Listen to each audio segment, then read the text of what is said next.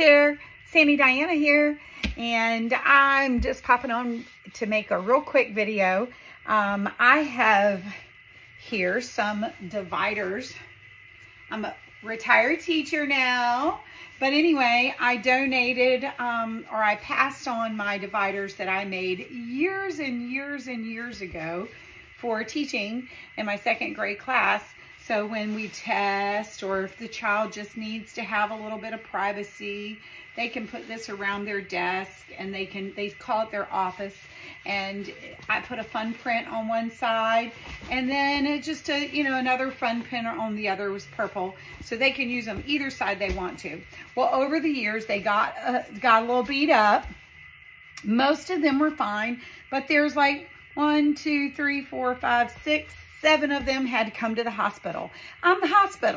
So I told the one teacher that I gave them to that I would repair these, and I'm just now getting around to doing it. School's already started. But anyway, I'm on the last one fixing them. So here is what I did. I measured the distance on the long side of the desk, the short side of the desk, and then I made an oversized pillowcase. That's all I did. Just sewed the pieces together and make an oversized pillowcase. Easy. It's seriously 3 lines, one long one, another straight seam, and another straight seam. And then once you get it into it, then I'm going to take this part right here, and I have an extra room in it because you need extra room for bending anyway. And then I'm going to sew the top shut right here. So I'm doing everything that I can first. So I've already opened them up. I've taken out the styrofoam, and seriously, this is what I made it out of. This is like foam insulation board that they use on housing. I bought multiple 4x8 sheets of this, and then I started drawing out my template. I drew out a template, and I traced it, and I traced it, and I traced it, and I did all of the short sides on one side, and then I did all of the long sides. Well, as you can see, nobody took a bite out of it, just in handling. They weren't abusive or anything like that, but they're probably about I would say probably 15, 20 years old. They could be, I was teaching, they're not 20 years old. They're at least 17 years old, because I made them for second grade. And I taught second grade for 17 years. So anyway, I'm going to move you back just a little bit, just so that you can see how I'm going to fix it. And so what I did was I created a hinge between the 2 pieces to begin with. Well, as you can see, that hinge, that duct tape hinge, has held up really good. So what you do is you lay it flat, but before you make that decision on where you tape it, you need to fold it to make sure you can get that angle correct. And of course I did. I got my right angle.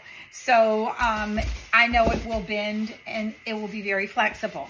So now what I'm going to do to repair this is I'm going to put it back together just like as if it were a puzzle. And so I have my little puzzle pieces here. Still don't think you can see all the way, so let me move it. There we go. Okay, so I got to put my little puzzle pieces together. And at the beginning, I just take off a few small pieces. This is just to show you how to repair it in the event that they do get broken. The other is you need to just, I don't really have the measurements, but I could take quick measurements and put those in the description on the video, so that if you did want to make it, you would be able to just do it without making it. And I will say that I made these to where tall children couldn't just see over top of it. So, yeah, tall children, because you do have some second graders that are pretty tall. But so I tried to make it for me. So when I'm sitting there in their chair, I cannot just see over top of it so I can see their papers. And we don't call it cheating in second grade. Well, maybe sometimes I do. But anyway, most of the time I just like, okay, we're not sharing information today. And because at that age, they learn by watching other people do things. And so they've learned how to do things by watching other people. And it's not necessarily, I'm just going to be too lazy and I'm just going to cheat and do all the work and not really do my own work. It's more the fact that they're just watching to see how somebody else has done it. That's all. So, when I first went to 2nd grade, I got all upset about that because I taught 4th grade. And, you know, in 4th grade, if they're looking at somebody else's paper, they are cheating. But in 2nd grade, they're coming from 1st grade, and that's how they learned how to do things. And when they didn't know how to do something, they watched how somebody else did it first, and then they continued doing. They just weren't stealing information. So, you know, you have to take in consideration their age and what they're doing. So anyway, I'm almost finished, and I just thought before I finish this last one up, I'm like, oh my goodness, this is a missed opportunity, because, you know, I'll just show you a real office that they give us from, you know, when you buy these cardboard ones. So this is a real one. It's got 2 sides. Well, you're going to position these to where you're going to butt them up, and they're going to have all 3 sides anyway, but you don't need to make them all 3 sides. Anyway, all I know is that when you sit in this and you put these around you, any 2nd grader can just look right over it, and they are smart enough to do that. So they can look over it. So that's why those are not very effective, and you do need to make sure that they can't look over top of it, because then you do have cheating going on when you have that situation. But when we put these offices up, they're up and they're not there for you to look over top of them. So I use them during a spelling test. I use them during our end of the 9 weeks test. I use them when I was doing any kind of reading assessment. If I needed them to be really quiet, I would put these around them all, and they would sit there in their offices, and that way they could do their independent work without chatting. And it wasn't as much for the cheating part as much as it was at that point in time I need to keep them quiet. And so this was the best way to keep them quiet, was to put these little offices up. And then some children who just kind of like were being stressed by other children, this is typically what you want it to do. Well, let me go back. Children that were being stressed by other children, they find them comforting. And so they would use the offices and ask to go get the office just so that they could block out everybody else talking. So they're very useful. They're not punitive at all. Well, sometimes I might have used them as a punitive reason, but most of the time I try not to. I try to make them feel like that this was a way of adapting to their environment to be able to get it down. But I want to bring this back to where when you do fold it, you just don't want it to get it to a 45 degree angle. It's 45, 90 degree angle. You want it to actually lay flat, because then I stack them all up in the corner of my room, and I had a spot for them, and then I would send the groups over, you know, by the group, and they could all get their own divider. But you do have to have a place to store them. And so anyway, this one is all back together. It's all boo-booed, fixed. It's been repaired, and the duct tape will keep it fixed. So now I'm going to put this on just like you would be putting a pillow in a pillowcase. You're going to do it exactly the same way. You are going to put it in and slide it on. Slide it, slide it, slide it. It's this simple. As far as cost, I don't know how much I spent on it. I got this was Dollar Fabric. Walmart used to do Dollar Fabric. I don't know if anybody remembers that, but they used to sell Dollar Fabric. So I bought the Dollar Fabric, and it just so happened I was able to buy enough of it to do all of it. Okay, so then after you get it back inside your pillowcase, I like to try to go ahead and get it all the way down, but then I'm going to tuck. You see how much extra I made because I wanted to make sure I had the flexibility. And then once I got it all together, I realized I didn't need all of that on my first one. So then you tuck it all in and you bring it all out. And now I'm going to take it over here to the sewing machine after I clean this up just a little bit. I'm going to take it to the sewing machine and I'm going to sew the seam down. And you should still have enough room to where you can put this in your machine and it should be able to lay flat. So let's go over to the sewing machine. Let me move these all with me. Move these all with me. Got a bunch of stuff over here, so I got to move it out of the way so I can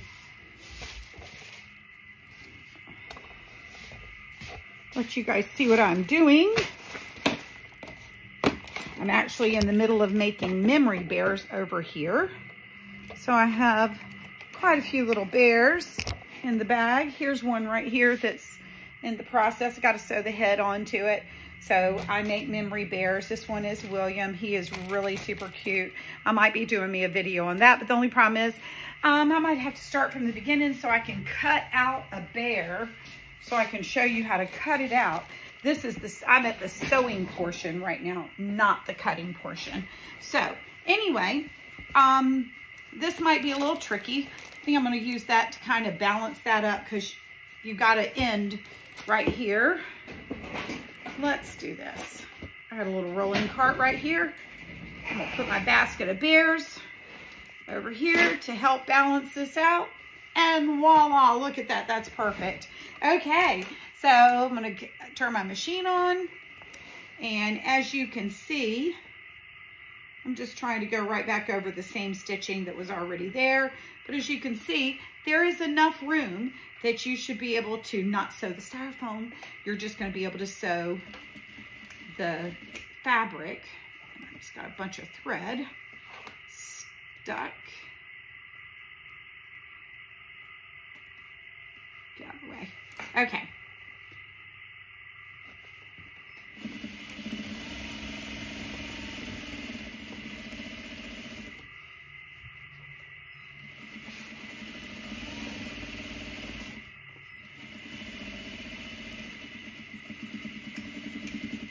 And voila, it is sewn back shut. And hopefully it will last for a good long while after this. And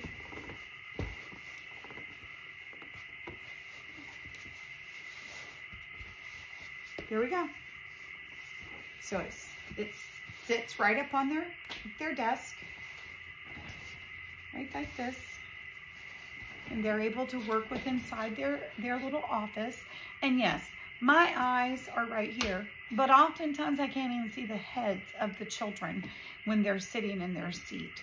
But if you are a teacher and you are watching my channel, this is for you. If you're handy enough or have a sewing machine. When I made these, I used my Singer sewing machine, portable machine. I did not have a fancy industrial sewing machine at all. You do not need anything but a straight stitch. Actually, that's all this machine does is straight stitch. It is a Juki, Juki DDL 8700. All it does is straight stitch, and I love it. If I need something to zigzag, I got another machine that can zigzag, but most of the time you're not using a zigzag stitch. You are using a straight stitch, and this sews any material whatsoever. It is wonderful. But here's that one. And then I'm just going to continue on down, sewing them all shut. And then they will be ready to go back into the classroom. It might feel like you're working with an octopus because you do feel like it. What I would highly recommend that you do, because I'm pretty sure that that's what I did when I originally made them, because I didn't have this nice work table that you just saw me working off of. I didn't have this nice sewing machine. I had probably what many of you have in your home. You have a dining room table. My nose keeps itching. Must be all this fabric or dust off of the fabric. But you probably have a dining room table or a kitchen table and a sewing machine. And that's what you got to work with. But that's okay. That's what you got to work with. I think I cut all of the styrofoam pieces on the floor. So I could lay out all of my 8. I know I did. I remember that. I cut them with the, on the floor. And then I did all my sewing at my kitchen table. And I didn't have anything, any fancy space. I just had that area. So you may have to do that. You might have to work in that kind of, that area, and that's okay. Get it done. But if you're a teacher and you're watching this, or if you know a teacher and you are crafty, oh my goodness. Let me give you a great idea. If you are a parent and you want to do something nice for the teacher, you could get a few of your friends together that are crafty. See if you can find some dollar fabric, and all of you get together and assembly line work on this as a project and gift it to a teacher. You could gift it to a teacher, and I'm telling you what, that would be a wonderful classroom gift for that teacher. Because I was the only one in the building that had this. The only person in the building, because I made them. And now I've passed them on to my teacher friend, and she loves them and is so grateful that I chose her to pass them on to. We'll just tell you this. It is easier if you put your hinge, I just realized something. If you put your hinge to where the short part of your board folds over, and look, it folds over, then you don't have to have a large space for this to sit on as you were trying to sew it. And that's probably how I originally did this to begin with, but I think I put that other one in upside down backwards from the original way it was put in, but it doesn't really matter. It'll still work exactly the same way, whether it's inside or out. But anyway, it does make it easier for you to sew, and then you don't have to have that cascading of that long arm space that I was just trying to figure out how to use. I'm trying to think if there's anything else I need to tell you. There's all kinds of things that you could do. One time we got together as teachers. I brought all of the machines that I had, and all of the other teachers some of the other teachers brought their sewing machines, and we sewed the chair pockets for all of our chairs in our classroom. Sometimes teachers like to use chair pockets on the backs of their chairs, but that's another thing that you could, as parents, get together and make as a gift for your child's teacher.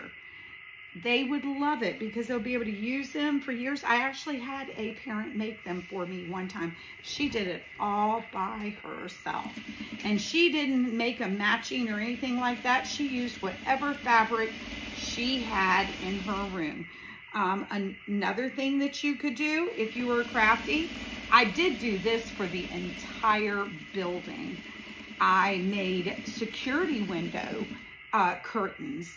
So when we have a lockdown drill, it's made out of room darkening fabric, so you cannot see through the fabric whatsoever.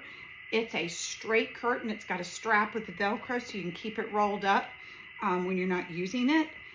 But during a lockdown drill, you pull that Velcro, and that window curtain rolls right down over top of the window of the door, and it's quick and easy, and it's our lockdown curtains. And I made those for the whole building. We had a safety committee thing, and I was asked to make them as part of being on the committee. The PTA paid for all of the fabric. think the fabric cost $130 some for all of the materials and supplies. I made the curtains, and then the other safety committee members went and